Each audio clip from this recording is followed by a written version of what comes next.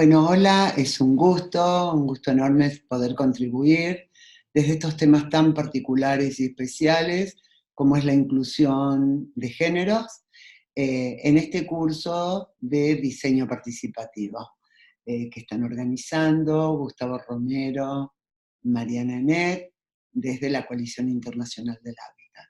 Es un gusto realmente y lo hago desde mi pertenencia como académica de la Universidad Nacional de Córdoba y directora de una maestría de gestión y desarrollo habitacional, pero sobre todo como activista social y como directora del Centro de Intercambios y Servicios para el Cono Sur, CICSA, con sede en Córdoba, la Red Mujer y Hábitat y estas pertenencias que han confluido últimamente en el grupo de trabajo Mujer, Género y Diversidad de la Plataforma Global por el Derecho a la Ciudad. Como ven, hay mucho en construcción para pensar estos temas que nos convocan. En este sentido, y para comenzar, decirles que estamos tratando de aportar a este diseño participativo y sustentable del hábitat con esto que yo daría en llamar una clase que va a contar como de tres momentos. Un primer momento diagnóstico, en el cual vamos a ver los temas centrales que hacen a la convivencia en la ciudad y por qué tenemos que hablar de hombres y mujeres, porque desde todos nuestros estudios y desde todo el aporte que han hecho investigadoras, académicas, activistas, mujeres de base, desde la región de América Latina y desde el mundo en general, sabemos que la ciudad no es igual para hombres y mujeres, y que la vivencia, la convivencia en la ciudad tampoco es igual, y que se va a vincular a las experiencias en los espacios en que les toca vivir y actuar. Y es en este sentido que la construcción de lo simbólico del lugar y del espacio y de cómo se va a representar en el territorio es importantísimo para la vida de las mujeres. Las mujeres estamos atravesadas de simbologías y de construcciones históricos, culturales y tradiciones que nos ubican en un rol distinto al de los hombres y por lo tanto nos colocan en situación distinta y tenemos que pensar desde estos sentidos si queremos también hablar de la participación en el diseño, sea el diseño urbano, el diseño de un barrio, el diseño de la vivienda, cualquier tipo de diseño, incluso diría el de los equipamientos, lo demostraron las de la Bauhaus cuando trabajaron. Entonces quiero empezar a decir en mi primera parte de esta clase, que va a ser un poco de reflexión diagnóstica, que las ciudades no se reducen a lo material, que las ciudades están configuradas de ideas, de valores sociales, y que al menos podemos distinguir como tres grandes pilares o dimensiones, que es la dimensión de lo político, lo sociopolítico, la dimensión de lo cultural y simbólico, que tiene que ver con todas las identidades y los significantes, con la memoria, la dimensión de lo material, que tiene que ver con el territorio mismo, ¿no? Sea el territorio de la ciudad, del barrio y de la vivienda, vuelvo a insistir, y que va a remitirnos a la forma urbana, a la ciudad construida, a esa redistribución inequitativa de bienes urbanos que se dan en llamar los bienes comunes, que de comunes tienen poco, porque tienen una distribución en el territorio que es distinta. Y entonces cuando tratamos de analizar estas dimensiones, desde las mujeres y los cuerpos disidentes, las mujeres y la diversidad, cuando hablamos de la gestión de lo político, ¿de qué vamos a hablar? Vamos a hablar de aquellos mecanismos de gobernanza local o estadual o nacional que tengan que ver con brindar mecanismos, instrumentos, o sea, legitimar, reconocer estos sujetos distintos, diferentes, la diversidad de sujetos sociales, de sujetos políticos, y por lo tanto tener no solo instrumentos, no solo mecanismos, sino también asignación de recursos. No nos basta con los instrumentos y el reconocimiento, no nos basta con las legislaciones, las normativas, necesitamos de la voluntad política y necesitamos de los recursos. Pero por supuesto los planes de igualdad, por supuesto los planes de ordenamiento territorial de género, por supuesto las acciones positivas, por ejemplo en la asignación de las viviendas, en el caso de las viviendas social, de la vivienda del Estado, o la mirada diferenciada en el caso de la acción de la producción social del hábitat, que todavía merece esta atención y merece este trabajo. En lo simbólico, sin duda la violencia como tema central, la violencia y la no omisión de las mujeres, ¿no? Que ya vamos a volver a esto, y los reconocimientos, el reconocimiento de que las mujeres debemos tener a iguales capacidades, iguales ingresos, o sea, estamos interpelando las formas desiguales en la sociedad, lo decimos desde las mujeres, y no sería por una razón numérica, porque las mujeres somos la mayoría de la sociedad, pero porque en las mujeres estamos muy lejos de una concepción binaria del mundo, incluimos a los cuerpos disidentes, a la diversidad, a todo lo que nos atraviesa a las mujeres y nos hace distintas entre el propio colectivo de mujeres. Las etnias, las clases, las razas, las capacidades, las discapacidades, las edades, etc. Y finalmente quiero mencionar la dimensión material, que es la dimensión que a nosotros como arquitectos planificadores nos convoca. Pero no podemos mirar esta dimensión de lo material, que es el suelo urbano, la regulación del suelo, la ciudad construida, la vivienda, la localización, los espacios públicos, etcétera, etcétera, si nos referimos a estas otras dos dimensiones para poder analizarlas. Entonces, dicho esto, la pregunta es, ¿quiénes son y dónde están las mujeres en la ciudad? ¿Sí? Y entonces entendemos que esta indagatoria, diagnóstica, este posicionamiento, que es un posicionamiento ideológico, teórico, es una categoría teórica en construcción, ¿sí? Que tiene una relevancia y un significado importantísimo, porque es el que nos va a permitir aportar, argumentar y abonar a la categoría política, que es la que queremos, sobre la cual queremos trabajar, porque es la utopía de transformar, ¿no? Pero entonces nosotros tenemos que estar atentos. Si tenemos esta preocupación desde lo social, desde integrar e incluir, y hablamos de la inclusión social, tenemos que estar atentos a las transformaciones que se dan en nuestra sociedad, las sociales y las demográficas. Tenemos que atender esta división sexual del trabajo que se basa en una construcción abstracta que nada tiene que ver con la realidad empírica que observamos en nuestras ciudades, en nuestros barrios, en nuestras comunidades, y que se vinculan directamente con el cuidado, ¿sí? Porque las mujeres van a dedicar, y ahora lo vamos a ver, muchas más horas para el trabajo reproductivo, porque están estigmatizadas en una división de una sociedad que parece todavía pensar con el estereotipo del siglo XIX en el siglo XXI, de que las mujeres están todavía puertas adentro dedicadas al trabajo reproductivo. El uso del tiempo, por lo tanto, vinculado a lo anterior, el uso del espacio y el tiempo, como dos vectores que están estrechamente vinculados, y entonces el trabajo no remunerado, no reconocido, frente al trabajo y al ingreso reconocido, que es la participación económica, ¿sí? Y que dónde se ubica esa participación económica en la mayoría de las mujeres. Y para cerrar este listado básico que tiene que hacer a la mirada sobre las injusticias territoriales, las injusticias urbanas, cuando no integramos la diversidad de la sociedad, en este caso las mujeres, pero puede referir a las razas, a las etnias o a las edades, o a las elecciones sexuales, el derecho a una vida sin violencia.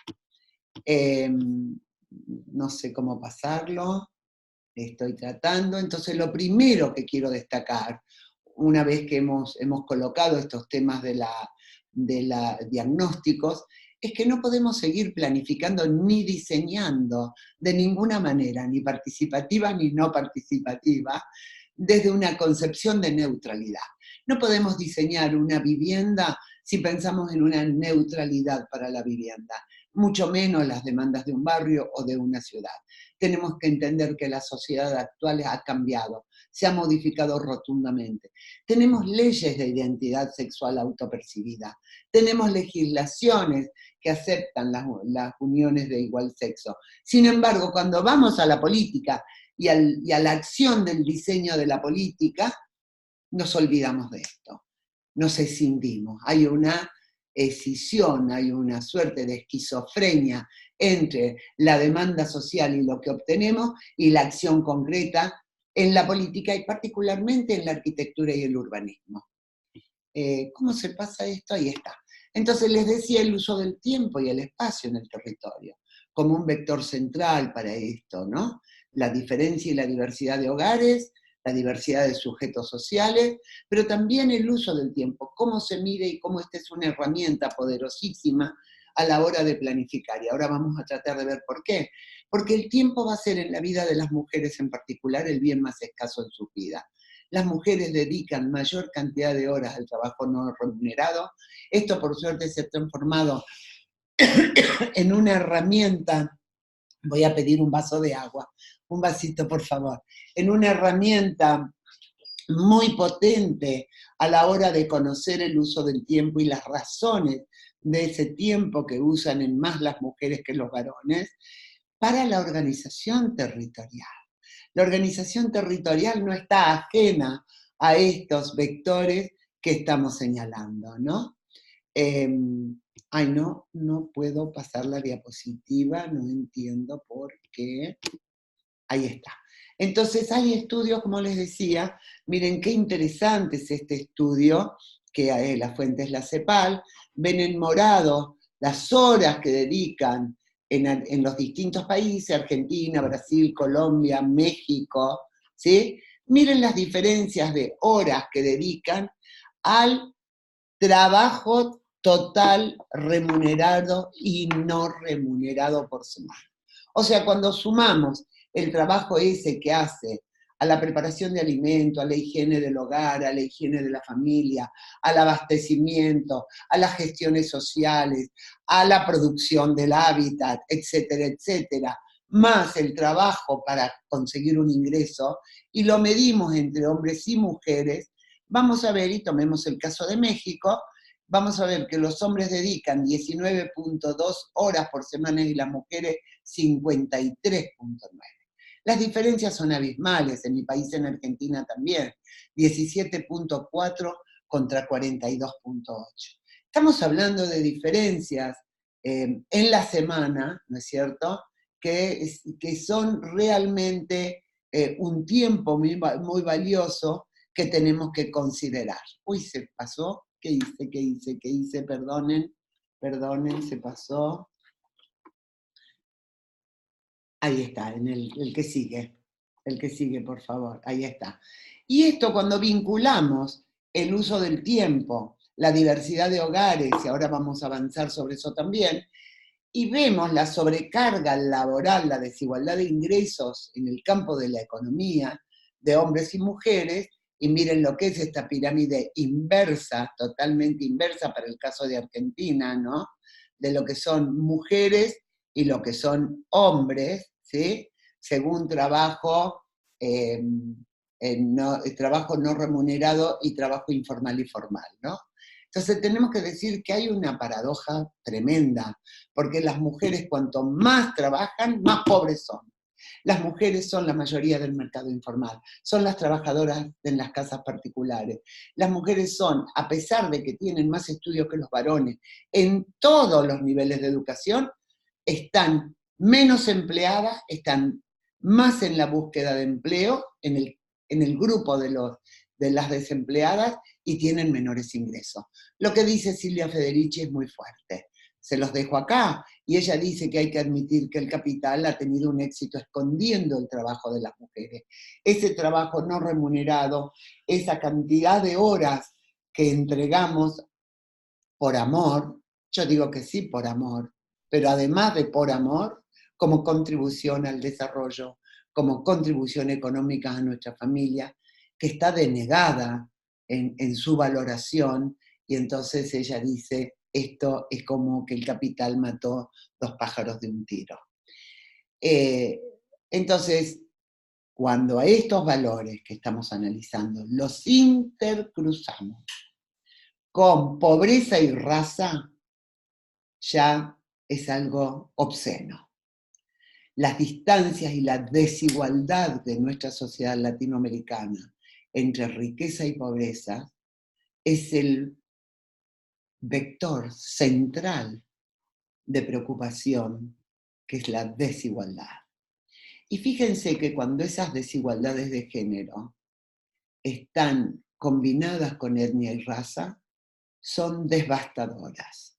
Si ustedes miran acá, van a tener en este gráfico, ¿sí?, que es la fuente del IBGE de Brasil, en la encuesta permanente de hogares, la población masculina blanca, femenina blanca, masculina negra y femenina negra, las tasas de desempleo.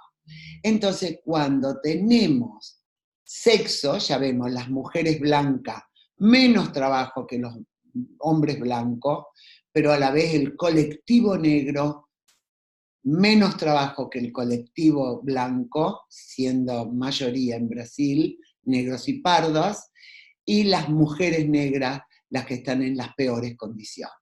Creo que esto tenemos que vincularlo a esos derechos reproductivos, a ese trabajo doméstico, a esa carga adicional que tienen las mujeres.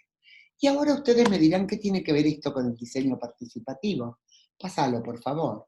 Esto va a tener central valor a la hora del diseño participativo. Y cuando miramos las transformaciones demográficas, vamos a ver que los hogares a cargo de mujeres van a crecer. Este es un estudio reciente para Colombia.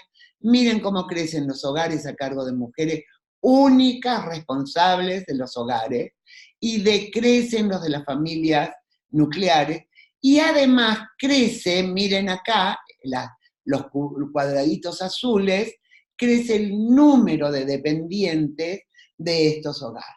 Entonces estamos hablando de un círculo vicioso del empobrecimiento. Hay desigualdades en el acceso a los recursos institucionales, pero no solo. Está marcado por esa división sexual del trabajo que todavía persiste y que signa la vida de las mujeres, por las desigualdades socioeconómicas y por estas condiciones de cambio que se dan en nuestra sociedad. Entonces, hay para esto propuestas. Uruguay ha avanzado y esperemos que ahora no retroceda con la ley de cuidado. Las uruguayas han sido capaces no solo de medir el tiempo y el espacio, sino que han sido capaces de ponerle valor, porque cuando una mujer cuida al enfermo en la casa no tiene valor, pero cuando se contrata un enfermero o enfermera tiene un valor en el mercado. Entonces ellas han podido medir estas horas plus que trabajan las mujeres en la sociedad, en el trabajo reproductivo o comunitario, y ver cuánto aporta al Producto Interno Bruto. En el caso de Uruguay, para el 2013, el 23%. Gracias a esta argumentación, por eso les decía la teoría como argumentación, como importantísima para poder transformar en lo político. Entonces, yo parto de esta pregunta: ¿cuánto afecta y cuánto impacta la planificación de nuestras ciudades, el diseño de nuestros barrios, de nuestras viviendas, el acceso a esos bienes comunes, esa división sexual de trabajo? Esa división que va a afectar de manera particular a las mujeres por el rol asignado en la sociedad, por esas asimetrías que persisten entre hombres y mujeres. ¿Y cuáles son mis tres supuestos de partida? Que los bienes comunes urbanos no son iguales, sabemos de la obscena desigualdad de nuestras sociedades, ni igualmente accesibles, ni equitativos en calidades y ofertas para la ciudadanía en su conjunto, pero que las mujeres van a sufrir dobles y triples discriminaciones en la sociedad latinoamericana y que no son iguales, ni viven igual, ni perciben igual, ni transitan igual la ciudad que los hombres. Y que en el marco de esas desigualdades y de esas subordinaciones, las mujeres van a confrontar mayores vulnerabilidades. No porque sean vulnerables, no, no, no. Las mujeres hemos dejado hace mucho de ser vulnerables y hemos demostrado nuestras fuerzas, nuestras capacidades, nuestras resistencias individual y colectivamente. Entonces, la ciudad es una memoria organizada, nos dice Hannah Arendt, que tanto nos enseñó. Pero ella también dice, las mujeres en la historia son las olvidadas. Y yo afirmo que las mujeres están ausentes. Las mujeres son sujetos omitidos en la planificación, en la política, en el diseño. Tenemos mucho aprendido, mucho realizado, pero aún es muy poco para lo que tenemos que transformar. Incluso para mis queridas y queridos colegas de la Coalición Internacional del Hábitat. Este sigue siendo un desafío sobre el cual tenemos que trabajar. Las mujeres son sujetos omitidos en la planificación y en el diseño participativo. Lo ponemos en plano de neutralidad y creemos que porque las mujeres están ahí participando, ya están incorporadas al diseño. Lo que revela es un grado y un sesgo androcéntrico que es común a casi todas las disciplinas y la acción política, porque se planifica desde una concepción muy homogénea de la sociedad, desconociendo esta diversidad de la sociedad.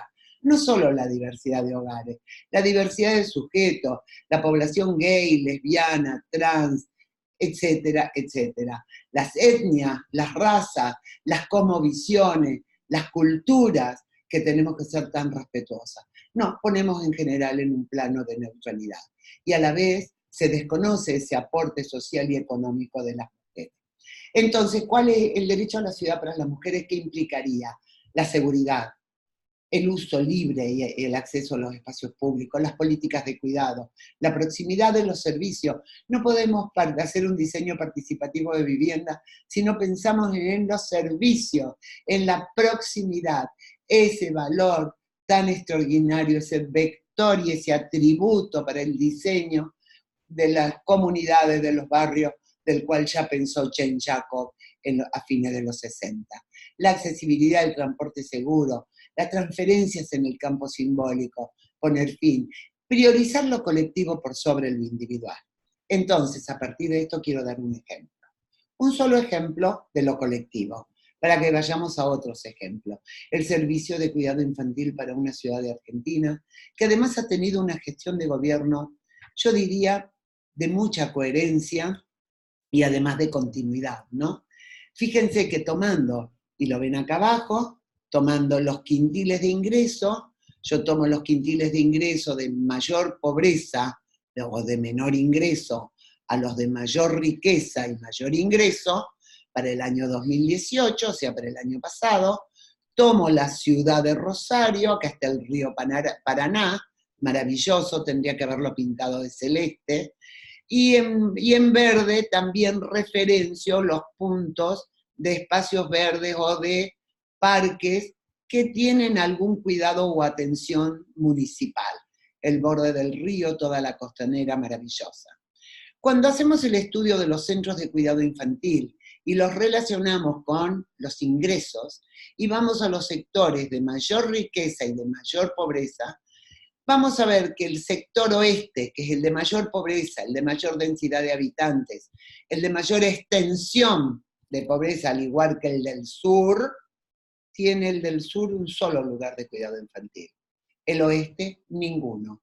Los lugares de cuidado infantil, como pueden ver ustedes, se ubican en las zonas de mayor ingreso per cápita.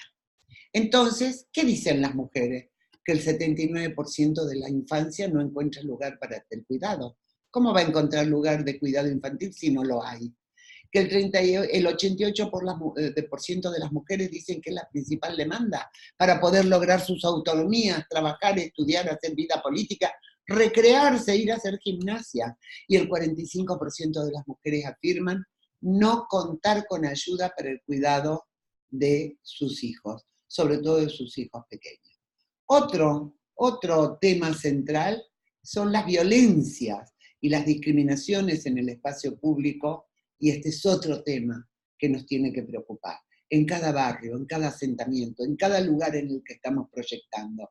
¿Cómo son esas viviendas? ¿Qué tipos de seguridades implican? ¿Cómo es ese barrio? ¿Cómo es lo colectivo? Porque el miedo ese que provoca el abandono del espacio público, ¿sí? A la vez que el espacio público se vacía, va a generar mayores miedos y mayores temores. Se genera un círculo vicioso del miedo y el abandono público, y entonces estas violencias y discriminaciones en el espacio público van a afectar la vida de las mujeres. ¿Y cuáles son las consecuencias de la violencia para las mujeres? Las restricciones en sus condiciones de ciudadanas, las restricciones en transitar sus barrios, sus comunidades, de trabajar, como les decía antes, de poder estudiar, de poder participar. Pero no solo eso, esos cuerpos de las mujeres que se transforman en cuerpos políticos porque denuncian, esos cuerpos acosados, esos cuerpos violentados que llegan hasta el feminicidio, porque es el cuerpo la base de dominación y sometimiento. Y en el planeamiento, y en la arquitectura, y en el diseño participativo tenemos herramientas. Hemos trabajado en distintas ciudades de América Latina, tomando la propuesta de Montreal y Toronto que nos brindó Anne Millot, el planeamiento con perspectiva de inclusión social y de género en el diseño del territorio, los mapas de la ciudad prohibida, las auditorías de seguridad ciudadana. Estas auditorías que se desarrollan en conjunto y que no es solo recorrer el lugar. No, no, no, no. Esto implica toda una preparación previa, una comprensión conceptual de qué estamos hablando, un trabajo sobre el territorio, una deconstrucción de ese trabajo y un armado conjunto de los planos de seguridad. Y cuando decimos todo esto, hablamos del urbanismo feminista. Decimos que el urbanismo feminista es el urbanismo de la vida cotidiana. Y el urbanismo feminista es el urbanismo de la inclusión, es de hombres, de mujeres, de los cuerpos disidentes, de la diversidad. El urbanismo feminista es el urbanismo que piensa en clave de desigualdad, que pone la desigualdad en el centro de la política, que quiere incluir los sujetos omitidos, no solo las mujeres, la población LGTBIQ, para mencionar una población que está empezando a ser visibilizada en la sociedad y en las políticas, porque queremos incorporar esa dimensión de lo cotidiano, poner en valor esa microfísica del espacio, ¿sí? Donde se sienten la viejita y el viejito, en donde juegan los niños, en donde ponen sus plantas. Esa es la microfísica de la calidad cotidiana de la vida, las respuestas a los complejos problemas de la ciudad y a los microproblemas de la vida cotidiana. Y para eso nada mejor, y yo les recomiendo, como bibliografía básica, y si es la única, que sea la única, para esta clase que les estoy dando, Muerte y vida de las grandes ciudades americanas, de Jane Jacob. Porque la resistencia que hizo Jane Jacob a la utopía de la modernidad, a esa renovación urbana que iba a acabar con todo lo del sur de la ciudad de Nueva York, la argumentó en estos libros, la activó en las calles, organizó a la gente, y Jane Jacob, sin saberlo, fue la primera feminista, la primera mujer que levantó el urbanismo feminista, ¿no? Ella decía que las ciudades tienen la capacidad de proporcionar algo para todos, solo porque y solo cuando son creadas por todos. Y yo digo lo mismo desde el diseño participativo, sea este a nivel urbano, a nivel barrial, a nivel de la casa, solo va a ser apropiado cuando sea creado por todos, ¿no? Y seamos partícipes, nuestras demandas aparezcan centrales. Y ahora algunos ejemplos. Dos, nada más que dos. Montevideo y las fincas abandonadas. Este es un ejemplo de política local que tiene que ver con la apropiación del plusvalor del suelo urbano. Aquella dimensión que vimos al comienzo cuando hablábamos de las dimensiones del derecho a la ciudad. Y esto ustedes dirán, ¿y qué tiene que ver con las mujeres? ¿Y qué tiene que ver con lo participativo? Pues su primer antecedente es el proyecto Mujefa, que llevó la arquitecta Charna Furman, miembro de HIC, miembro de la Red Mujer y Hábitat en Uruguay, y que recuperó una casa de la vieja Montevideo y la gestionó ante el municipio para densificar y para generar un proyecto participativo, de diseño participativo, con las señoras que eran únicas responsables de sus hogares y que fueron identificadas a través de los lugares de cuidado infantil en la vieja Montevideo, y que no querían alejarse de esa localización privilegiada que les permitía atender sus niños, atender sus hogares y poder trabajar. Y quiero hacer acá una advertencia. No solo hablo de las madres que maternan, hablo de las mujeres que cuidan sin tener hijos. No hace falta tener hijos y maternar para ser cuidadoras. Entonces, fíjense que Montevideo se apropia, perdón, volvé atrás, por favor. Montevideo va a identificar, hace toda una normativa para esto maravillosa, la tengo toda, a quien le interese se lo puedo mandar, por atención de quién es la directora de Desarrollo Urbano de la gestión actual, la arquitecta Silvana Pisano, también miembro de la Red Mujer y Hábitat, hacen toda una iniciativa extraordinaria para que el municipio, ante la deuda impositiva de quienes no cuidan sus propiedades y están abandonadas en la ciudad, pueda apropiarse de ella y darles distintos destinos. Uno de los destinos es poder alojar a la gente que no tiene vivienda, ¿no? Sean estos adultos mayores, sean estas mujeres únicas responsables, o sean hogares, nucleares. Pero miren qué tipos de edificios. Es increíble que este tipo de edificio esté totalmente abandonado, vacío, y esto también se está haciendo en Barcelona, y es una iniciativa muy interesante. No sé por qué yo no la puedo pasar. Quería mostrarles esto como simbólico, porque esto está en la dimensión de lo simbólico que hablamos.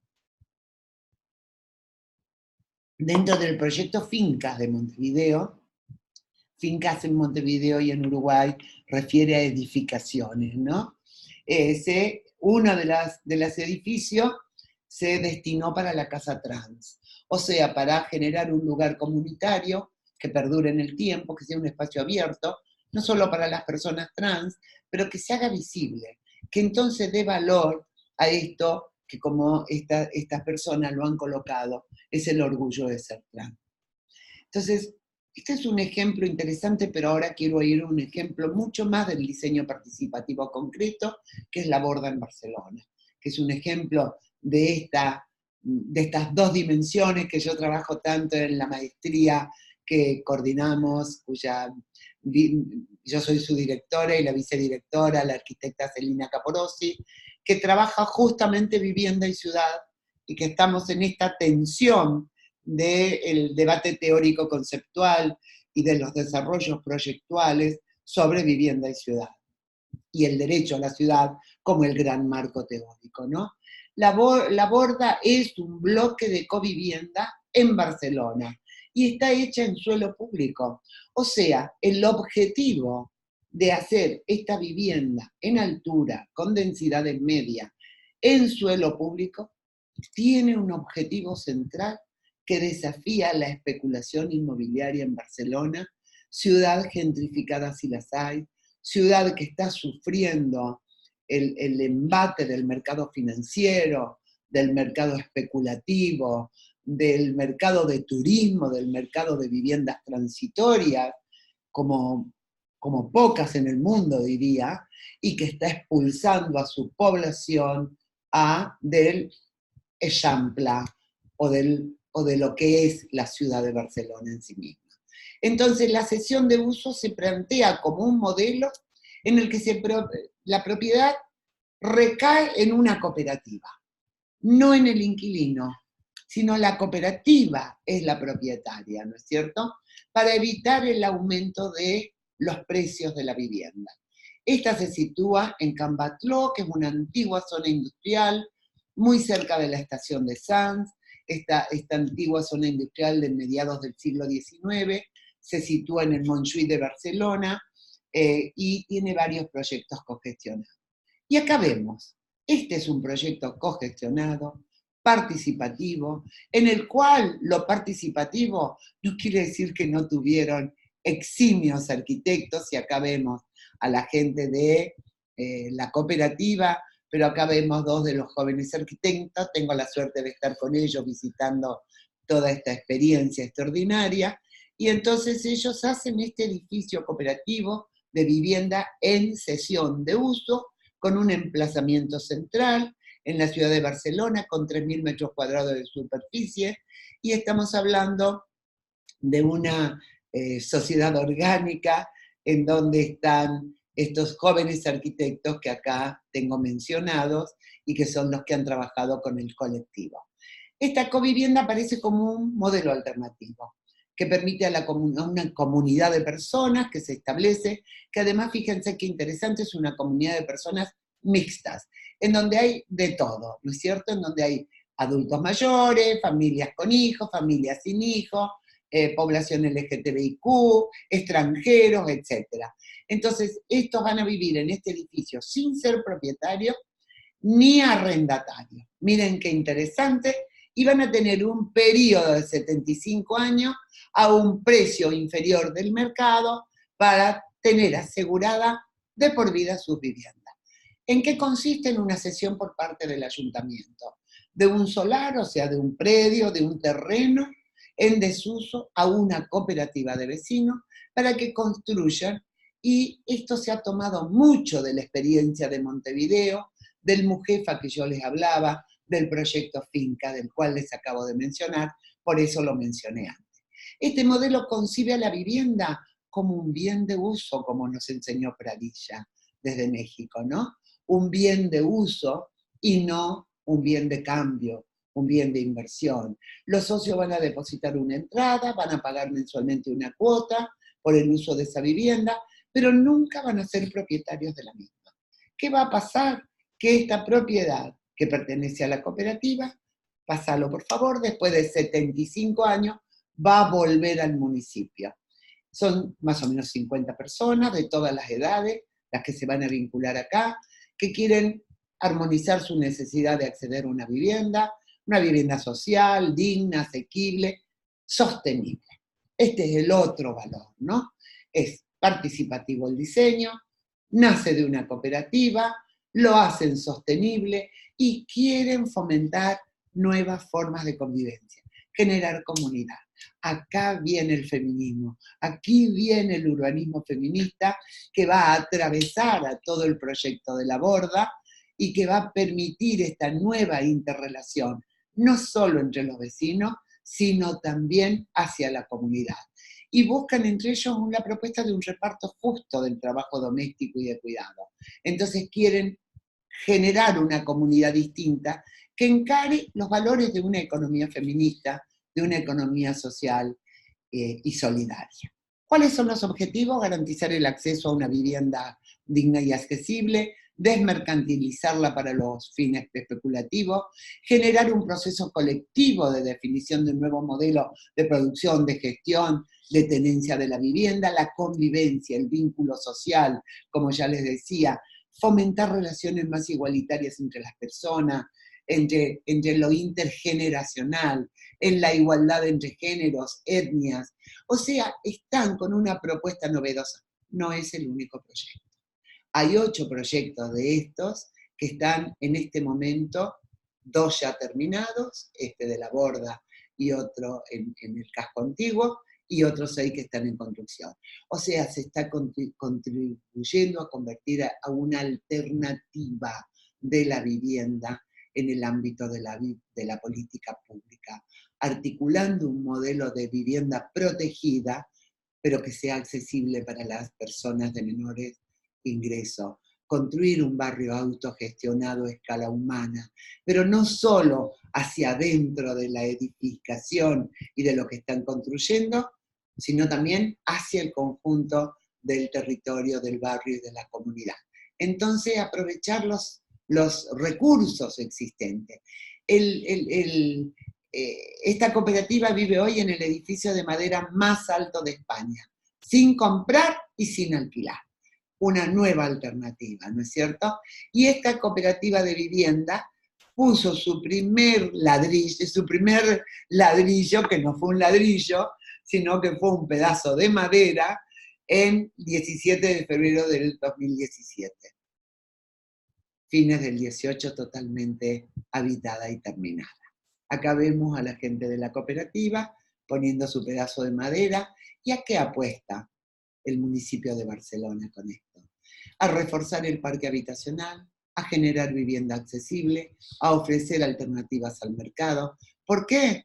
Porque lo que yo les decía antes, de cómo está produciéndose el precio del alquiler, esto es la evolución del precio del alquiler, es una evolución que va generando cada vez más costo para la gente y entonces necesitan ampliar el parque público, evitar la gentrificación, contrarrestar la especulación.